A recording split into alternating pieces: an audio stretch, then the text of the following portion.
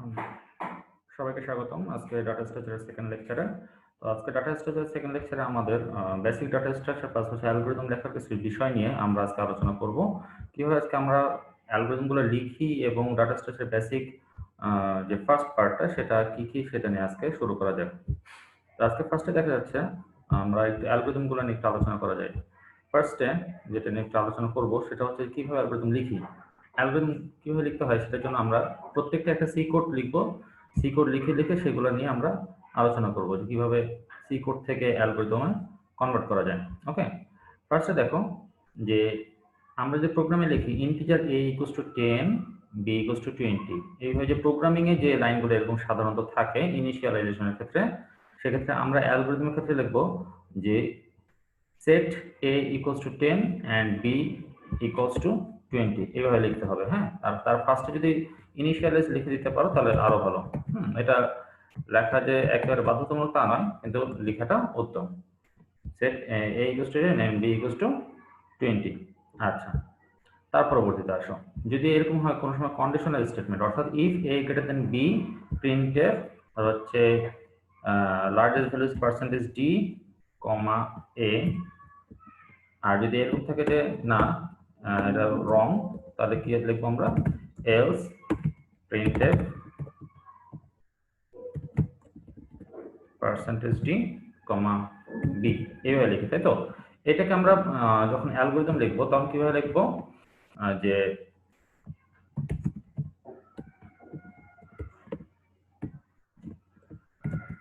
if a greater than b then comma write, নিচে line আছে নিচে লাইনে লিখে দিচ্ছি রাইট, প্রিন্টএফ এর জায়গায় আমরা রাইট লিখবো, right a।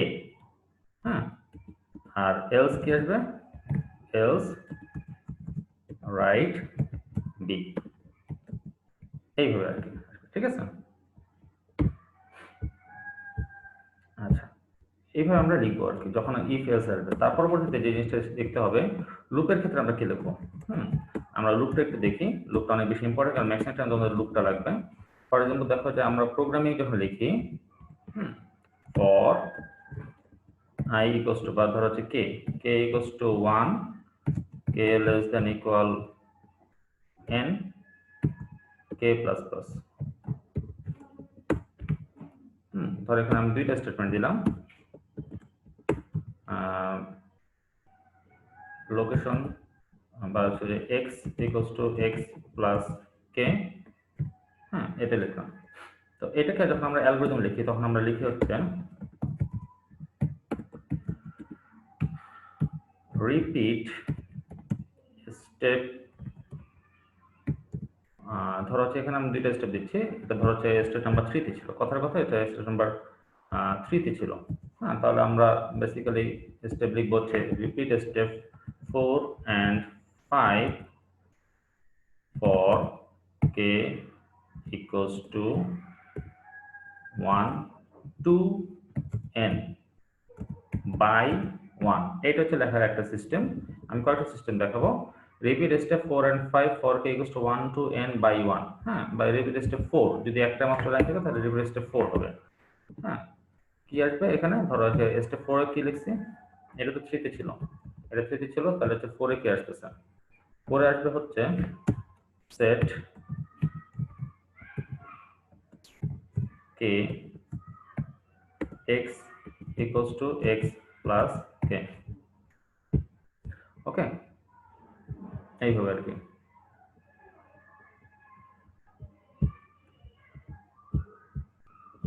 x equals to x plus k এইভাবে দিয়ে দিলাম। তারপর হচ্ছে কত আসতেছে, এইখানে আরেকটা লাইন লিখে দিতে হবে, সেটা হচ্ছে end of step 3 loop। হ্যাঁ, এইভাবে। এখন কথা হচ্ছে যদি আমি এইভাবে না লিখি repeat step 4 for k equals to 1 to n, এইভাবে না লিখে আরেকভাবে লেখা যায়, সেটা হচ্ছে উপরে যদি আমি দিই, ধরো এইভাবে 2 নম্বর স্টেপে, না 3 নম্বর স্টেপ ধরো দিলাম set k equals to 1। 4 number step দেবো রিপিট স্টেপ 4 while while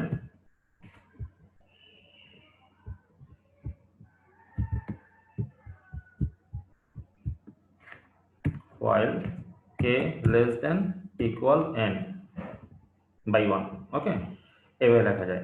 আর এই বাই ওয়ানটাকে তুমি ইচ্ছা করলে চেঞ্জ করে ফেলতে পারো এইভাবে, যে বাই ওয়ানটা আমরা এখানে লিখবো না, ইনক্রিমেন্টটা আমরা আলাদা একটা লাইনে লিখে দিব, হচ্ছে 5, এখানে আমরা দিলাম হচ্ছে 6 নাম্বার স্টেপ হচ্ছে সেট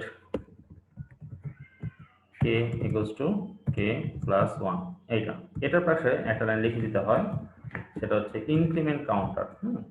ইনক্রিমেন্ট কাউন্টার এই কথাটা আমরা লিখে দেব,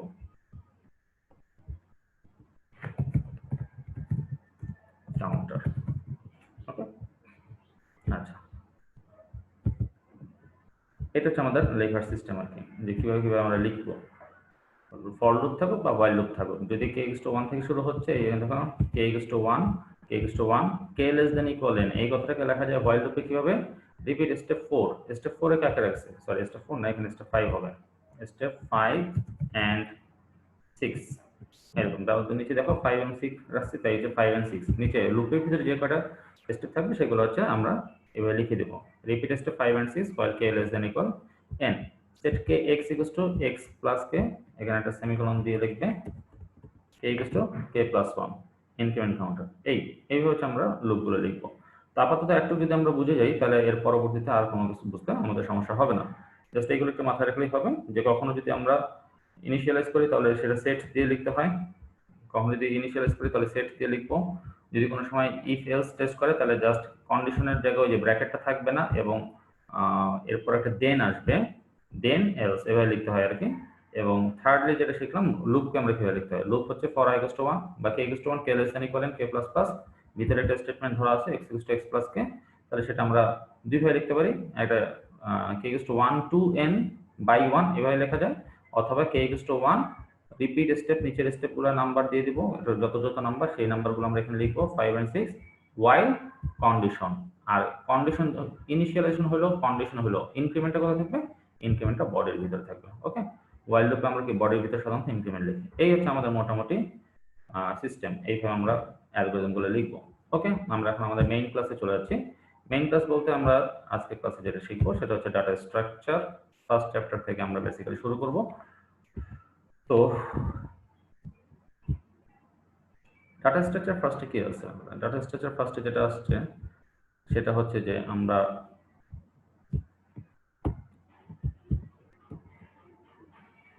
ইন্ট্রোডাকশন এন্ড ওভারভিউ, এখান থেকে আমরা আজকে শুরু করব।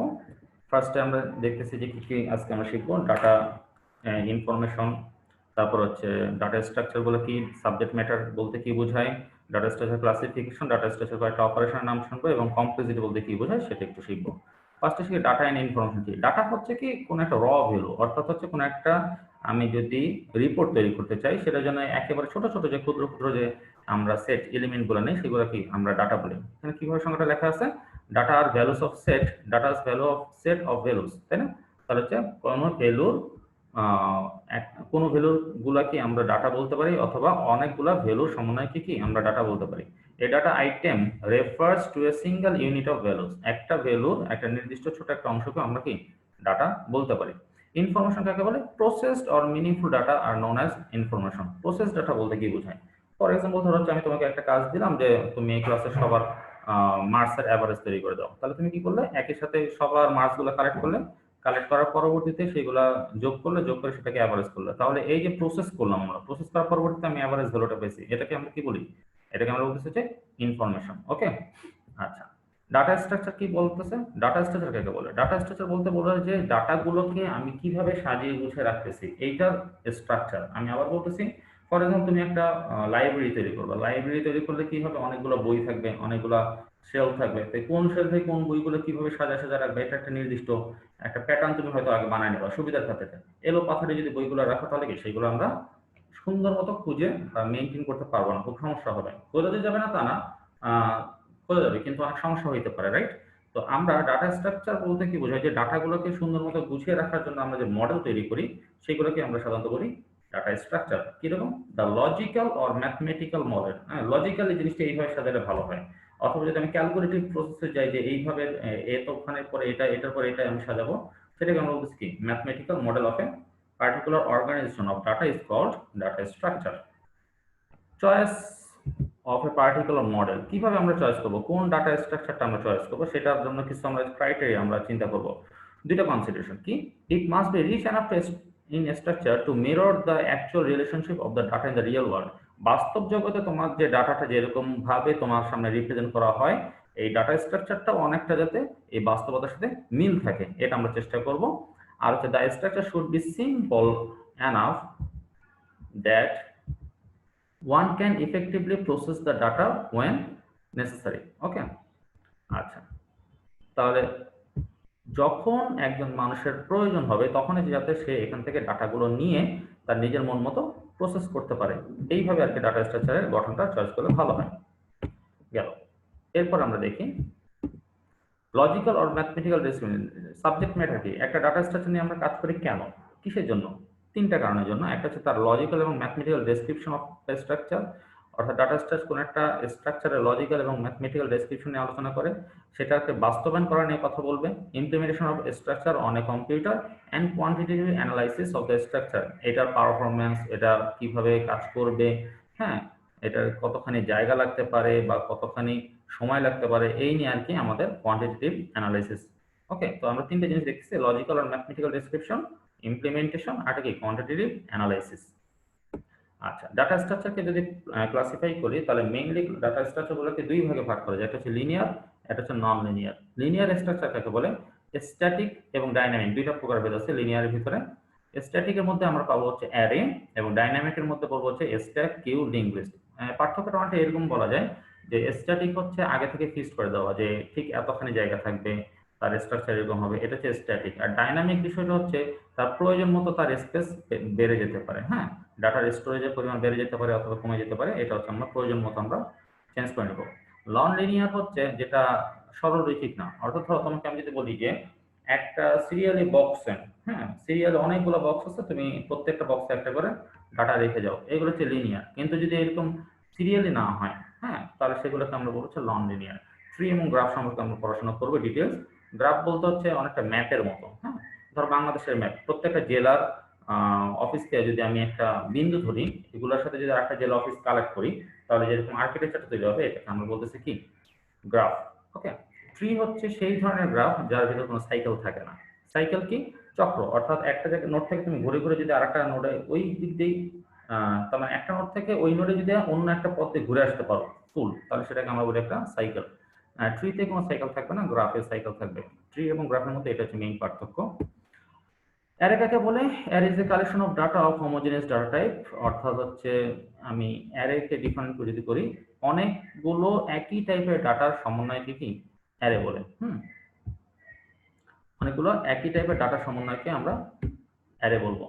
ওকে, এক্সাম্পল হচ্ছে যদি আমরা অ্যারেকে এ দ্বারা ডিনোট করি, এ দ্বারা বলি, তাহলে হচ্ছে A1 A2 A3 dot dot AN, এইভাবে আমরা ডাটা স্ট্রাকচারের ক্ষেত্রে মনে রাখবো যে কিভাবে অ্যারের প্রত্যেকটি এলিমেন্টকে ধরতে হয়। একটা কথা একটু ভালো মতো মাথায় রাখবে যে অ্যারের ইন্ডেক্স প্রোগ্রামিং এর ক্ষেত্রে কিন্তু 0 দিয়ে শুরু করি, কিন্তু ডাটা স্ট্রাকচারে লেখার ক্ষেত্রে, ডাটা স্ট্রাকচারে লেখার ক্ষেত্রে বা অ্যালগরিদম লেখার ক্ষেত্রে সবসময় আমরা ইন্ডেক্স 1 থেকে ধরে কাজ করব। 0 মানে হচ্ছে নাল, এই ক্ষেত্রে মাথায় রাখবে যে 0 মানে হচ্ছে অ্যারের ইন্ডেক্স নয়। আচ্ছা, স্ট্যাক হচ্ছে আরেকটা লিনিয়ার একটা ডাটা স্ট্রাকচার।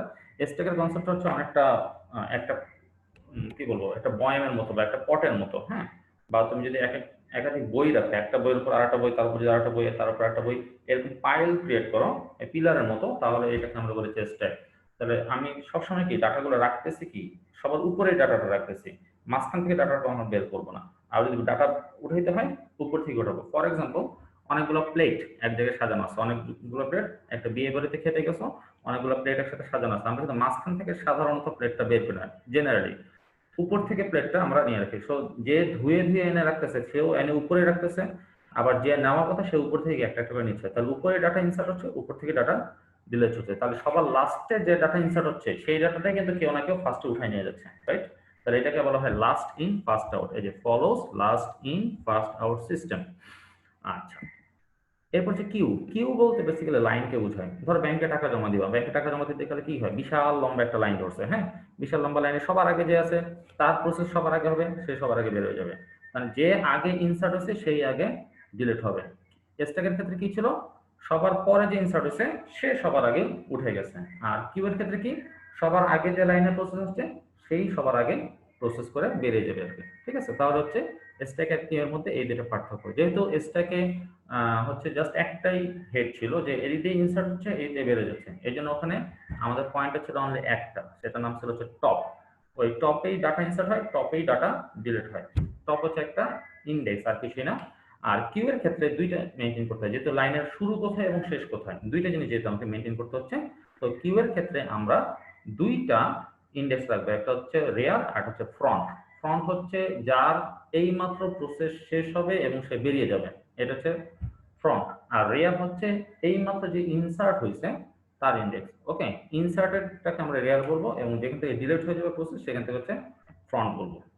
আর যেহেতু এটা সবার আগে যে ঢোকে সেই আগে প্রসেস করে কম্পিউটার কাছ থেকে বেরিয়ে যেতে পারে, তাহলে এটাকে বলো ফার্স্ট ইন ফার্স্ট আউট। ওকে, এরকম কনসেপ্ট।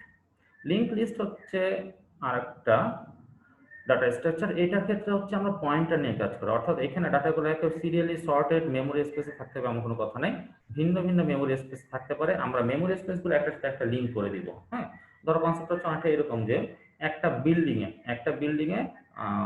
10 তলা একটা বিল্ডিং, এখানে আমার হচ্ছে 6 জন আত্মীয় আছে। হ্যাঁ, কার আত্মীয় কে, বা ধরো হচ্ছে আমার 6টা ভাই বোন আমরা এখানে থাকি। এখন এরকম তো না যে সবার উপর তলা সবচেয়ে বড় ভাই থাকবে, তার নিচে তলা মেজো ভাই, তারপর ছোট ভাই, এরকম থাকবে, এরকম তো না।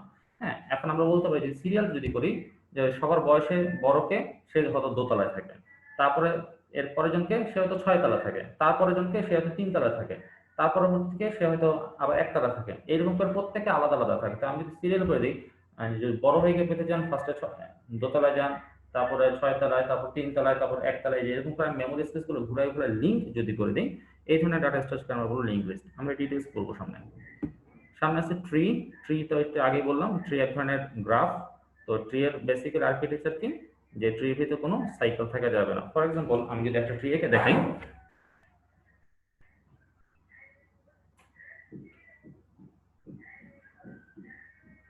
এটা হইতে পারে একটা ট্রি।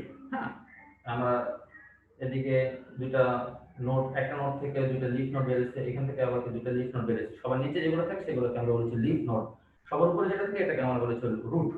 এটাকে বলবো হচ্ছে আমরা রুট। এগুলো হচ্ছে আমাদের চাইল্ড, এটাকে বলা হয় লেফট চাইল্ড, এটাকে বলা হয় রাইট চাইল্ড। হ্যাঁ, লেফট চাইল্ড এবং রাইট চাইল্ড, এবং সবার নিচে যেগুলো থাকতেছে সবার ডান নিচে কেউ নাই, এগুলোকে আমরা বলেছি লিফ। লিফ নোড মানে পাতা। ওকে, আচ্ছা। গ্রাফ হচ্ছে এই ট্রি থেকে 1 ডিগ্রি উপরে, অর্থাৎ হচ্ছে আমি যদি এই ট্রি এর ভিতরে সাইকেল তৈরি করে দিই, ট্রি এর ভিতরে যদি আমি সাইকেল তৈরি করি, একটা সাথে কানেক্ট করে দিই, হ্যাঁ, তাহলে এটাকে আমরা বলতে হচ্ছে একটা গ্রাফ। অর্থাৎ যে কোনো জায়গা থেকে যে কোনো জায়গায় যাওয়া যেতে পারে, এরকম বিষয়টা যদি তৈরি হয় তাহলে সেটাকে আমরা বলবো হচ্ছে গ্রাফ।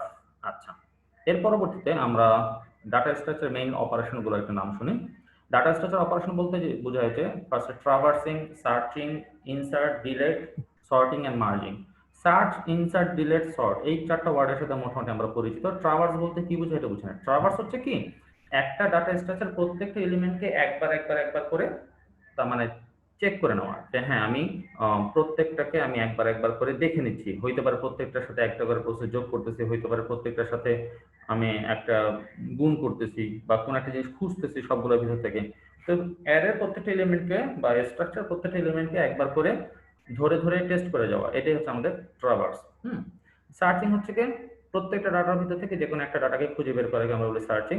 ইনসার্টিং অর্থাৎ অনেকগুলো ডাটা আছে তার ভিতর নতুন একটা ডাটা সংযোজন করাকে ইনসার্টিং বলে। ডিলিটিং একটা ডাটাকে বাদ দেওয়াকে বলে সর্টিং। এলোমেলো ডাটাগুলোকে সাজানোকে আমরা সর্টিং বলি। কিরকম সর্টিং দুই প্রকার, একটা হচ্ছে অ্যাসেন্ডিং, একটা হচ্ছে ডিসেন্ডিং। অ্যাসেন্ডিং বলতে কি বোঝায়, ছোট থেকে বড়কে আমরা বলে হচ্ছে অ্যাসেন্ডিং, এবং বড় থেকে ছোট যেগুলো এগুলোকে আমরা বলেছি ডিসেন্ডিং।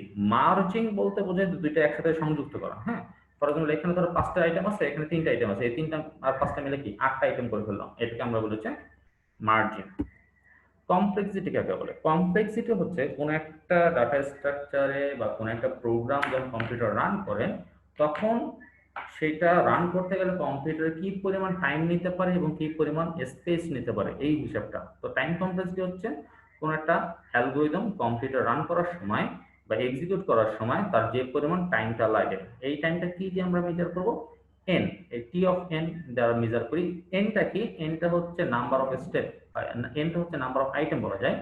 কি পরিমাণ ডাটা, এন যদি ডাটা আইটেম হয় তাহলে টি অফ এন এর যে রেজাল্ট আসবে সেটা হচ্ছে আমাদের কমপ্লেক্সিটি।